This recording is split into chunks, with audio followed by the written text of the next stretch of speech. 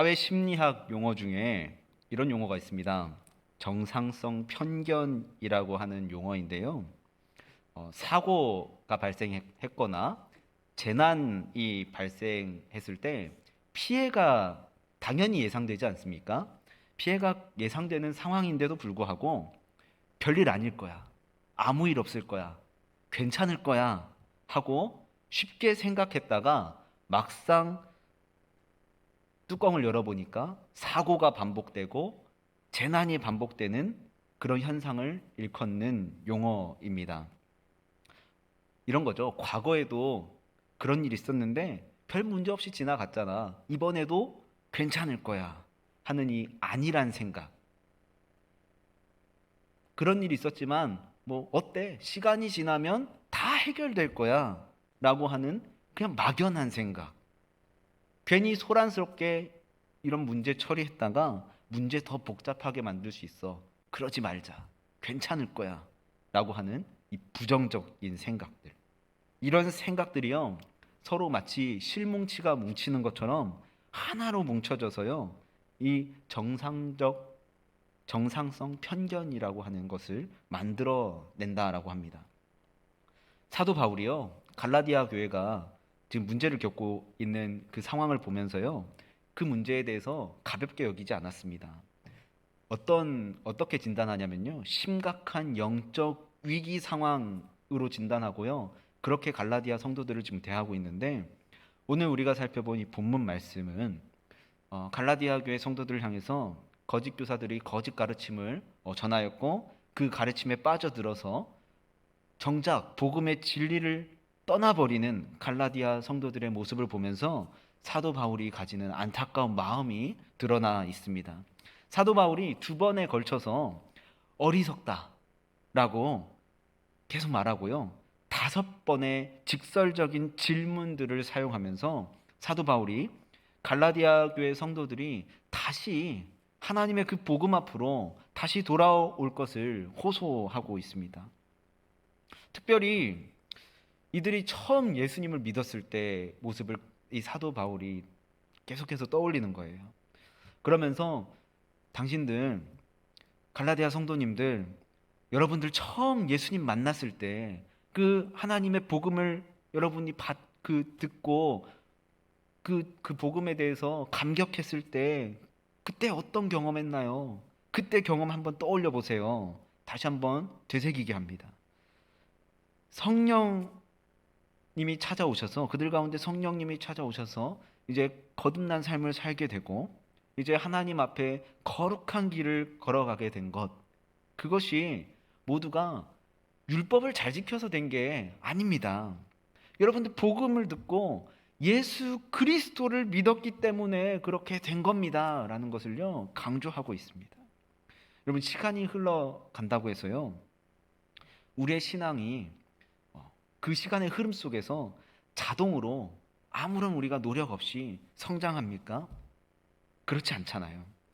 우리가 하나님의 말씀을 끊임없이 묵상을 하고 그 하나님의 말씀을 묵상할 때 그 말씀에 숨겨진 진리를 발견하면서 계속해서 우리가 하나님을 향한 믿음을 붙잡고 살아나갈 때 우리의 신앙이 성장합니다. 이거 말고 다른 길이 없는 것이죠. 다른 방법도 없고요.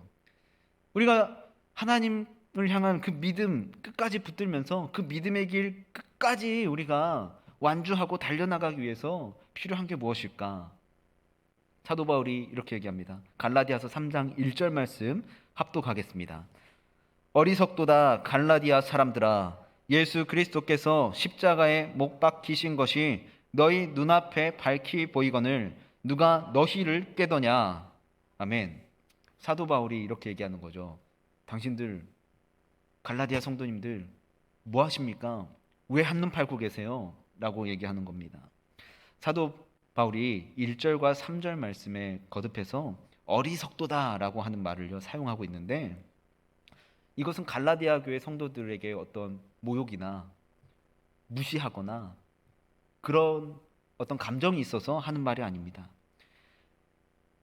성도님들 자기 자신을 철저하게 돌아보고 점검해 보라 하는 말이죠.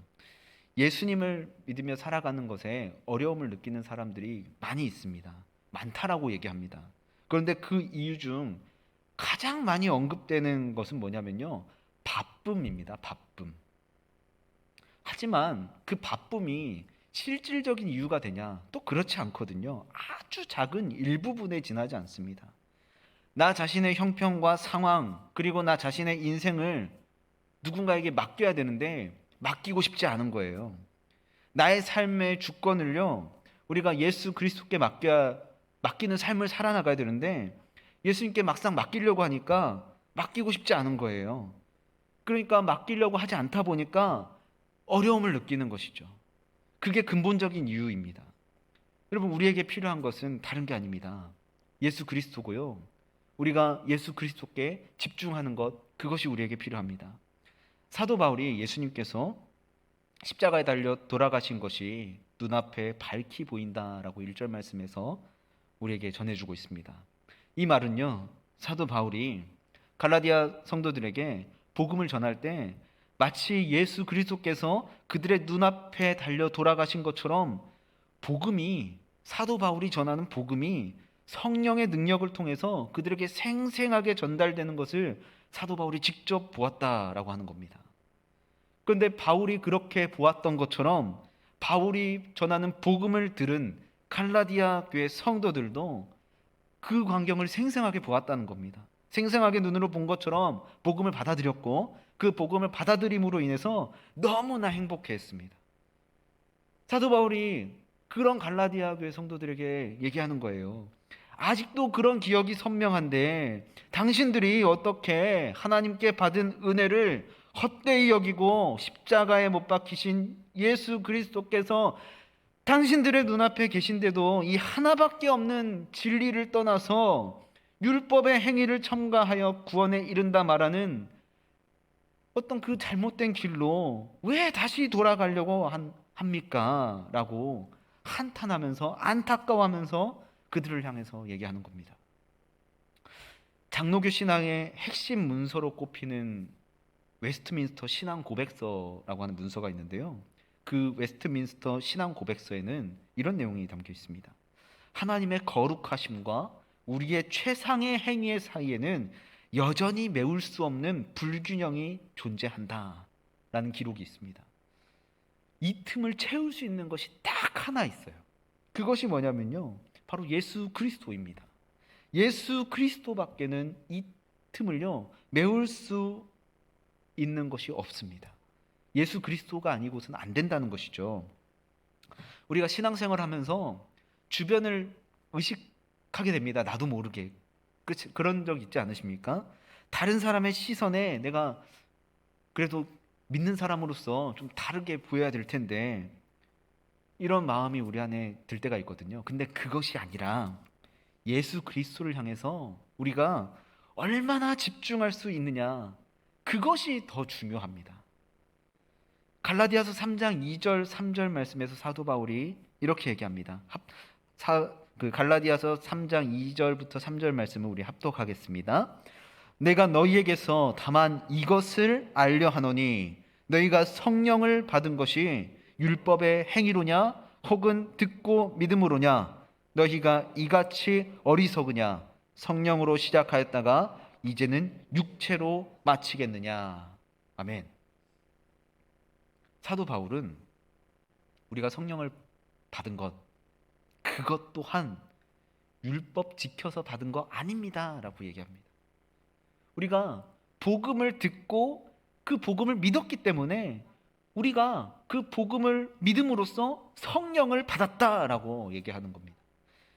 그래서 사도 바울이 얘기하고자 하는 것은요, 우리가 우리의 행위 때문에 성령을 받는 것이 아니다라고 하는 사실을요 전해주고자 하는 것입니다. 우리가 예수님을 믿은 이후에 우리가 어떤 삶을 살아가야 되겠습니까? 우리 안에 성령님께서 찾아오셨는데 그 성령님께서 이끄시는 대로 우리가 삶을 살아나가야 되지 않겠습니까? 또한 그런 삶을 살아나가야 되고요. 우리가 성령님의 도움 없이 우리의 힘으로 우리가 이 믿음 지켜나가면서 끝까지 살아갈 수 있을까요? 아니요. 저도 아마 그렇지 않으면 이 믿음의 길을 끝까지 걸어나갈 수 없다. 저 자신도 그렇게 생각합니다. 아마 얼마 지나지 않아서 금방 세상 속으로 떠내려가 버릴 거예요.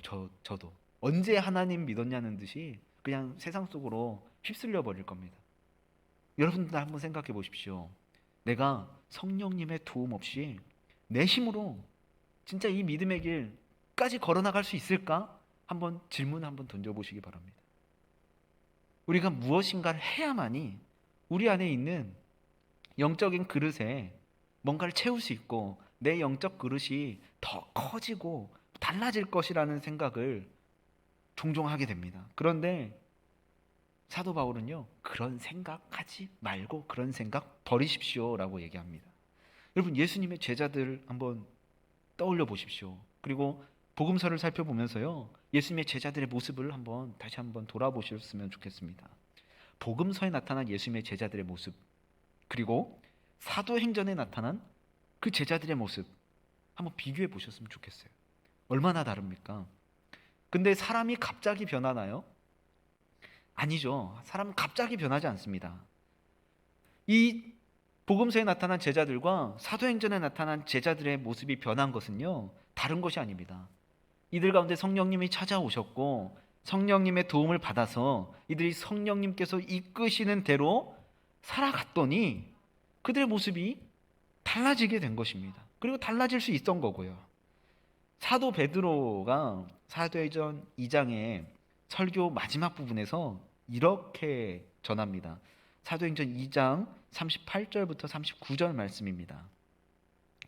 베드로가 이르되 너희가 회개하여 각각 예수 그리스도의 이름으로 세례를 받고 죄 사함을 받으라. 그리하면 성령의 선물을 받으리니 이 약속은 너희와 너희 자녀와 모든 먼데 사람 곧 주 우리 하나님이 얼마든지 부르시는 자들에게 하신 것이라 하고. 아멘. 성령을 선물로 받을 것이다 라고 하는 약속, 이 약속은요, 그 자리에 있던 그 사람들만 받은 것이 아니라 먼데 있는 사람들, 시간적, 공간적으로 멀리 떨어져 있을지라도 회개하고 예수를 믿는 성도라면 누구든지 성령을 선물로 받는다라고 우리에게 전해주고 있습니다. 예수님께서 니고데모를 만나고 니고데모에게 이런 말씀하셨습니다. 물과 성령으로 거듭날 것을 말이죠. 우리는 어머니의 모태에서부터 생명을 받습니다.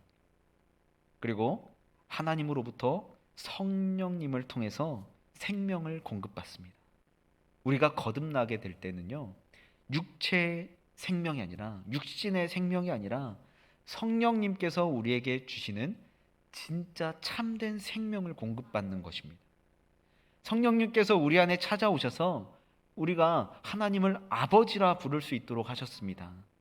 우리가 하나님을 향해 아버지라 다들 그렇게 고백하지 않습니까? 이게 그냥 성령님께서 우리를 찾아오셔서 하나님을 그냥 아버지라 부를 수 있도록 하신 것은 형식적인 것이 아닙니다.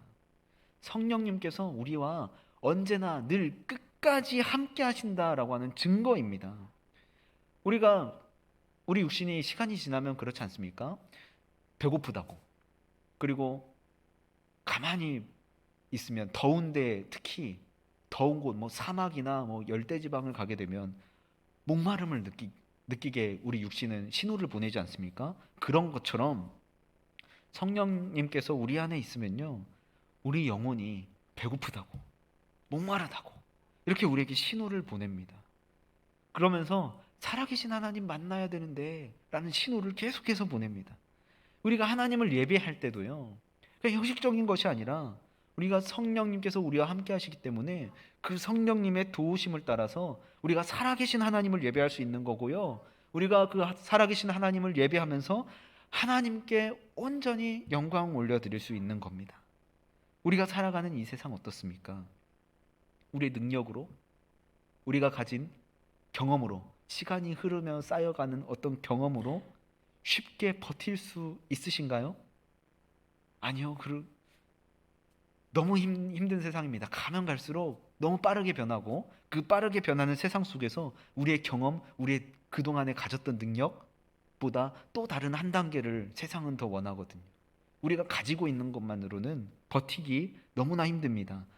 너무나 많은 유혹들이 찾아오고요. 너무나 많은 시험들이 우리를 다 찾아오고 우리를 계속해서 어떻게 하면 넘어뜨릴 수 있을까? 기회를 노리고 있습니다. 그러면서 끊임없는 시련을 우리가 만나게 되고 끊임없는 고난을 또한 만나게 됩니다. 그때 우리가 버틸 수 있는 것이 무엇이냐는 거죠. 무엇으로 우리가 그것들을 버텨나갈 수 있냐라고 하는 것이죠. 여러분, 우리가 돈 있으면 너무 좋지 않습니까? 돈이 많으면 많을수록 물론 좋죠. 근데 그 돈으로 우리가 버틸 수 있습니까? 우리가 세상에서 우리의 어떤 능력을 가지고 권력의 어떤 중심에 있다고 생각해 보세요. 그 권력으로 우리가 이런 것들 다 이겨나갈 수 있을까요? 그리고 내 주변에 있는 어떤 사람들을 통해서 이런 것들을 이겨나갈 수 있습니까? 이런 것들은요, 얼마 못 가서 그냥 주저앉고 그냥 깨져버리기 쉽습니다. 금방 망해버리기 쉽거든요. 그러나 우리 안에 있는 성령님께서 이끄시는 대로 우리가 그냥 우리의 모든 것을 맡기고 따라갈 때에 우리는 그 세상의 시험 속에서, 세상의 고난 속에서, 세상의 환난 속에서 충분히 버틸 수 있다라고 하는 겁니다. 이스라엘 백성들이 광야 생활을 하면서 불기둥과 구름기둥의 인도하심을 따라 그 움직임대로 행진했던 것처럼 우리들 또한 성령님께서 우리를 이끄시는 대로 이걸 여기로 가야지, 저기로 가야지, 아니야 멈춰야지, 야 지금 앞으로 가야지 라고 했을 때 나를 완전히 맡길 수 있어야 된다라고 하는 겁니다. 갈라디아서 3장 4절 5절 말씀 가운데 사도 바울이 이렇게 얘기합니다. 4절 5절 말씀을 합독하겠습니다. 너희가 이같이 많은 괴로움을 헛되이 받았느냐? 과연 헛되냐? 너희에게 성령을 주시고 너희 가운데서 능력을 행하시는 이의 일이 율법의 행위에서냐 혹은 듣고 믿음에서냐? 아멘. 사도 바울은 갈라디아 교회 성도들에게 여러분들이 처음 복음을 듣고 처음 예수님을 만나고 믿었을 때를 한번 생각해 보십시오. 예수님을 믿고 난 이후에 여러분들 어떤 변화가 있었습니까? 어떤 삶의 변화가 있었습니까? 어떤 경험을 했습니까? 한번 생각해 보십시오 라고 권면합니다. 사랑하는 성도님들, 우리는요 우리가 가진 능력, 우리가 가진 경험, 우리의 어떤 행위로 변화될 수 없습니다. 오직 예수 그리스도를 믿음으로 우리 안에 있는 성령님의 인도하심 때문에 우리는 하나님의 은혜를 경험하게 되고요. 하나님께 예배할 수 있는 것이고 하나님께 영광 올려드릴 수 있게 되는 겁니다. 우리 안에 믿음의 열매가 맺혀지게 되는 겁니다. 여러분, 복음 좋은 소식이다라고 얘기하지 않습니까? 우리가 그 좋은 소식인 복음을 듣고 예수님을 만난 사람들이잖아요. 우리가 예수님을 믿음으로써 우리가 구원 받았다라고 자신 있게 고백할 수 있는 것은 내가 한 게 아니라 하나님께서 이미 행하신 일이라는 것을 우리가 믿기 때문 아닙니까? 우리가 그런 사실을 기억하면서 살아가는 저와 여러분이 되기를 간절히 소망합니다. 우리가 그렇게 살아갈 때에 우리가 정말 믿는 성도로서 성령님의 이끄시는 대로 우리가 성령님께서 우리가 믿음의 길을 끝까지 나가게 할 때 우리가 그 성령님께 모든 것 맡겨드리며 그 성령님의 이끄심을 따라서 정말 이 세상 가운데서 좌로나 우로나 흔들리지 않고 믿음의 길을 끝까지 걸어나가는 저와 여러분 모두가 되기를 주님의 이름으로 간절히 축복합니다. 함께 기도하시겠습니다.